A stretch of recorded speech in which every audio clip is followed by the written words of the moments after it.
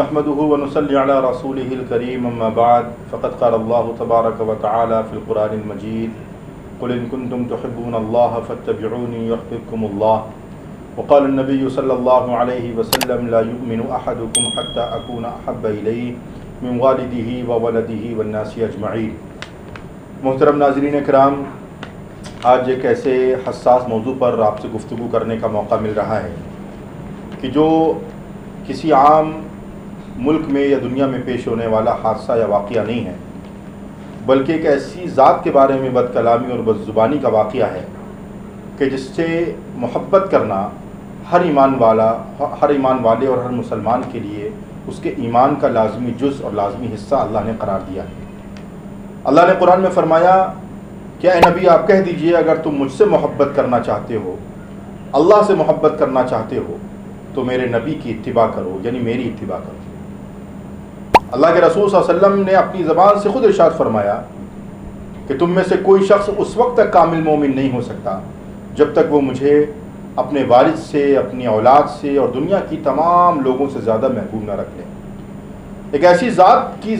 کی شان میں گستاخی کرنا اور ایک ایسی ذات کے بارے میں بد کلامی کرنا جس ذات کو اللہ رب العزت نے دنیا کے لیے رحمت بنا کر بھیجا ہو، جس ذات کے وجود پر اللہ نے اس کائنات کو وجود عطا فرمایا ہو، جس ذات نے دنیا کے اندر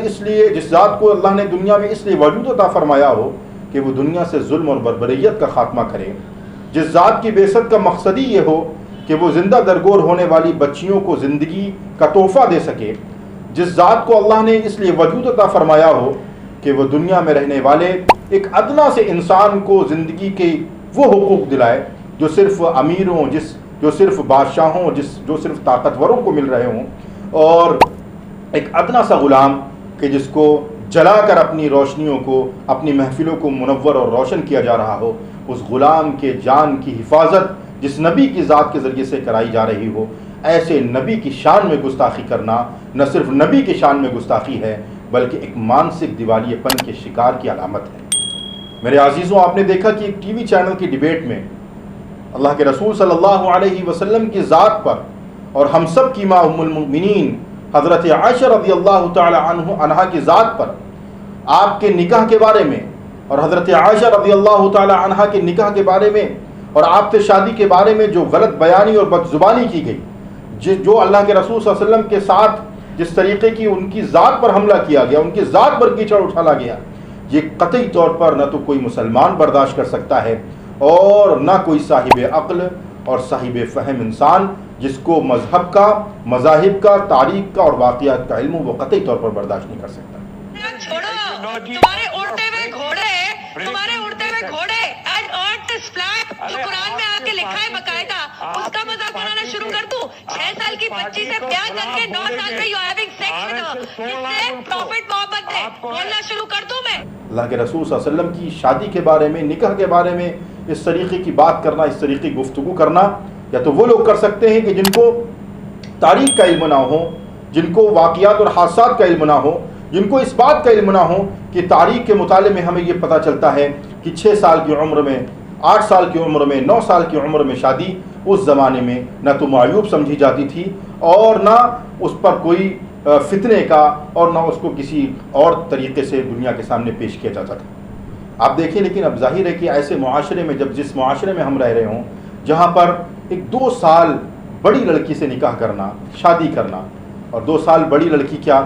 اپنی ہم عمر لڑکی سے بھی بغیر دہیز کے نکاح کرنا، کہ جس سڑے گلے معاشرے کے اندر جہیز کے نام پر لڑکوں کو خریدا جاتا ہو، جس سڑے گلے معاشرے کے اندر جہیز کے نام پر لڑکوں کی بولی لگائی جاتی ہو، اس معاشرے کے اندر اپنے سے بڑی لڑکی سے شادی کرنا تو بہت دور کی بات،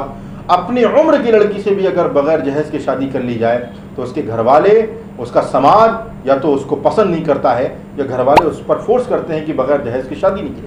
ایسے معاشرے میں پنپنے والے زہریلے سانپوں کو سمجھنا ہمارے لیے بہت ضروری ہے کہ ان کے تصور میں بھی یہ بات نہیں آ سکتی ہے کہ اللہ کے رسول صلی اللہ علیہ وسلم نے اپنی 25 سالہ جوانی کا وہ لمحہ کہ جب انسان جہیز کے نام پر بولیاں لگاتا ہے، مالدار لڑکیوں کا انتخاب کرتا ہے، وہ اس بات کو دیکھتا ہے کہ لڑکی ایسی ملے جو اس سے عمر میں کم ہو، ایسی لڑکی ملے کہ جو مال میں زیادہ ہو، ایسی لڑکی ملے جو کم سے کم اپنی ہم عمر کی ہو، ایسی 25 سالہ جوانی کی عمر میں اللہ کے رسول صلی اللہ علیہ وسلم اگر نکاح کرتے ہیں، شادی کرتے ہیں، تو اپنے سے 15 سال بڑی خاتون سے کرتے ہیں، حضرت خدیجہ رضی اللہ تعالی عنہا سے۔ اور وہ صرف بڑی نہیں ہیں بلکہ وہ بیوہ ہیں۔ ایک بڑی عورت جو آپ سے 15 سال بڑی ہو، عمر میں 15 سال کا اضافہ ہو، 15 سال کا فرق ہو، اور ایک ایسی خاتون جو بیوہ بھی ہو ساتھ میں، ایسے خاتون سے نکاح کرنے کا تصور آج ہمارے معاشرے میں کوئی سوچ بھی نہیں سکتا۔ یہ اللہ کے رسول صلی اللہ علیہ وسلم کا کہ اللہ کے رسول صلی اللہ علیہ وسلم نے اس کام کو اپنی ذات سے کر کے دکھایا۔ ایک ایسا نبی کہ جب اس نے اسلام کی دعوت کا کام شروع کیا تو اس کے پاس آفر لائے جا رہے ہیں کہ آپ مکے کی سرداری چاہتے ہیں تو ہم آپ کو سرداری دینے کے لیے تیار ہیں، مکے کے جس خاندان اور جس قبیلے کی خوبصورت لڑکی سے آپ چاہیں ہم آپ کی شادی کرانے کے لیے، نکاح کرانے کے لیے تیار ہیں۔ لیکن وہ تمام دولت کو، ان تمام خاتون کے رشتوں کو اللہ کے رسول اپنی پیر کی جوتی پر رکھتے ہیں، اور اللہ کی طرف سے جو ان کو دعوت کا پیغام دیا جاتا ہے اس پر گامزن رہتے ہیں۔ ایسے رسول کے بارے میں نعوذ باللہ شہوت کا الزام لگانا کہ 9 سال کی بیٹی سے، 9 سال کی بچی سے رخصتی کرانا، 9 سال کی لڑکی سے نکاح کرنا یا 6 سال کی لڑکی سے نکاح کرنا، میرے عزیزوں، میرے بھائیوں، یہ صرف وہی شخص کر سکتا ہے جس کو نہ تو تاریخ ادیان کا علم ہے، نہ واقعات و حادثات کا علم ہے۔ 1400 سال پہلے یہ تو عام رواج تھا۔ 6 سال کی عمر میں آپ تاریخ کی مذاہب کے جتنی مقدس کتابیں ہیں آپ ان کا مطالعہ کریں، تمام مذاہب میں آپ کو ملے گا کہ 6 سال کی عمر میں شادی یا 9 سال کی عمر میں شادی یہ عام رواج تھا۔ آپ تھوڑا سا اور پہلے جائیں، آج کی 20 سال یا 25 سال پہلے کی زندگی میں جائیں، 14 سال کی عمر میں شادی، 15 سال کی عمر میں شادی یہ عام رواج تھا۔ یہ اس لیے تھا کیونکہ سائنس بھی اس بات کو مانتا ہے کہ جس طریقے سے زمانہ آگے بڑھا ہے اس طریقے سے انسان کے جسم کی نشو و نما پر، انسان کی غذاؤں کے فرق کی بنیاد پر اس کے جسم میں تغیر و تبدل آیا ہے، اس کی نشو و نما میں بھی فرق پڑا ہے۔ ورنہ آپ ابھی بھی دیکھیں کہ بہت سے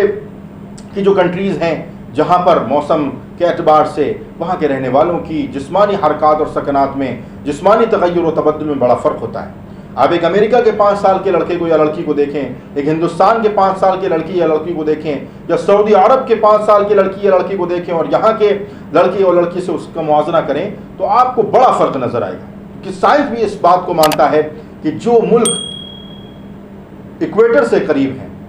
جو ملک گرم علاقے میں ہیں یا جہاں پر گرمی زیادہ ہوتی ہیں، وہاں پر لڑکے اور لڑکیاں جلدی بالغ ہو جاتی ہیں۔ وہاں پر 9 سال کی عمر میں بالغ ہونا یا بلوغت کے مقام کو پہنچنا یا 14 سال میں پہنچنا کوئی بڑی بات نہیں ہے۔ لیکن ظاہر ہے کہ جس آدمی کو یا جس خاتون نے یہ الزام لگا، جب ان کو نہ تو تاریخ ادیان کا علم ہے، نہ واقعات و حادثات کا علم ہے، وہ اس طریقے کی فضول گفتگو کریں گی کیونکہ ان کو اس بات کا علم ہی نہیں ہے کہ واقعات اور حادثات کی بنیاد پر، موسم کے بنیاد پر انسان کی نشو و نما پر، انسان کے جسم پر اس کا اثر پڑتا ہے، اور جیسے جیسے زمانہ آگے بڑھا ہے انسان کی غذاؤں کی بنیاد پر اس کی نشو و نما میں بھی فرق پڑا ہے۔ دوسری بات یہ ہے کہ جس خاتون کے بارے میں یہ بات کہی جا رہی ہے، آپ تاریخ کا مطالعہ کریں، احادیث کا مطالعہ کریں، تاریخ کے اور تاریخ اسلام کے مطالعے سے اور احادیث کی کتابوں میں آپ کو ایک لفظ یا ایک نقطہ بھی ایسا نہیں ملتا ہے جس میں حضرت عائشہ رضی اللہ تعالی عنہا نے خود اس شادی کو، اس نکاح کو ناپسند فرمایا، بلکہ یہ نکاح اللہ کے رسول صلی اللہ علیہ وسلم سے جو حضرت عائشہ کا ہوا ہے، اللہ کے رسول نے خود اس بات کو فرمایا ہے کہ یہ نکاح اللہ کی طرف سے مقرر کردہ تھا، اور حضرت عائشہ کی تصویر حضرت جبرائیل کے ذریعے سے اللہ کے رسول کو دکھائی گئی،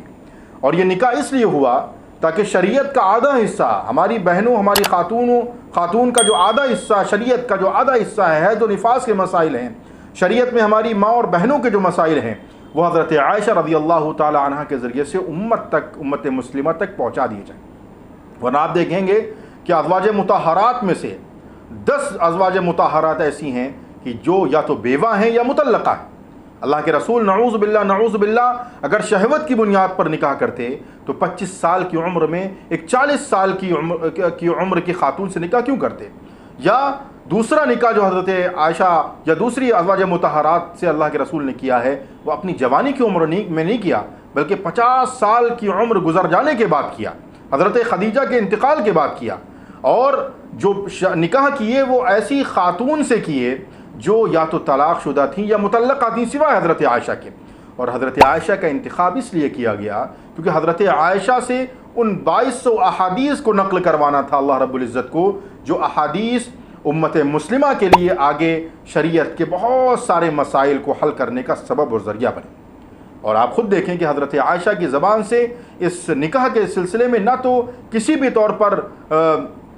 ناپسندیدگی کا اظہار کیا، اور نہ اہل عرب خود اس نکاح کو، حالانکہ اللہ کے رسول سے بہت سی باتوں میں ان کی دشمنی تھی، اللہ کے رسول کو وہ ناپسند کرتے تھے، لیکن کسی بھی اہل عرب کی کتاب میں یا کسی بھی تاریخ کی کتاب میں آپ کو یہ نہیں ملتا ہے کہ اس دور کے لوگوں نے اللہ کے رسول کے نکاح پر کوئی اعتراض کیا۔ اللہ کے رسول کی دعوت پر اعتراض کر سکتے ہیں، اللہ کے رسول کی کہ ایک خدا کو ماننے پر لوگ ضرور اعتراض کر سکتے تھے، اور اعتراضات موجود ہیں، لیکن اللہ کے رسول کے اس نکاح کے تعلق سے کوئی اعتراض نہ تو تاریخ کی کتابوں میں نہ حدیث کی کتابوں میں ملتا ہے۔ اس لیے یہ نکاح اللہ کی طرف سے مقرر کردہ تھا۔ اب ظاہر ہے کہ جن کو اسلاموفوبیا کا مرض ہو، جن کی رگوں میں اسلام کی دشمنی رچ اور بس گئی ہو، ان کو تو اسلام کی اور اللہ کے رسول صلی اللہ علیہ وسلم کی اور مسلمانوں کی ہر ایک چیز میں نقطہ نظر آتا ہے۔ لہذا میں اللہ سے دعا کرتا ہوں کہ اللہ ایسے کم علموں کو، کم عقلوں کو ہدایت جیسی دولت سے مالا مال فرمائے، اور میں سرکار سے گزارش کرتا ہوں کہ کسی بھی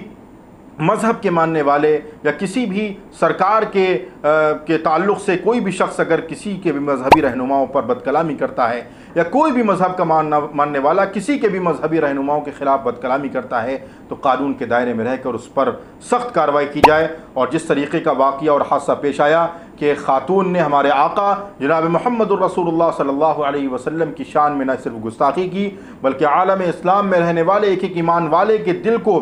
دل پر خنجر چلائے ہیں اور ہمارے جذبات کو مجروح کیا ہے، ان پر قانون کی روشنی میں، قانون کے آئینے میں، قانون کے دائرے میں سخت کارروائی ہونی چاہیے، تاکہ وہ نظیر بن سکے، اور آگے کسی کو بھی اجازت نہ ہو کہ وہ کسی کے بھی مذہبی رہنماؤں کے بارے میں یا کسی کے بھی مذہبی یا مقدس شخصیات کے بارے میں بد کلامی کر سکے۔ اللہ تعالی ہم سب کو حضور اکرم صلی اللہ علیہ وسلم کی سچی محبت ہمارے دلوں میں نصیب فرمائے، ہمیں ان سے سچی محبت کرنے کی توفیق عطا فرمائے، ہمارا خاتمہ ایمان پر فرمائے، آمین یا رب العالمین، وآخر دعوانا الحمدللہ رب العالمین۔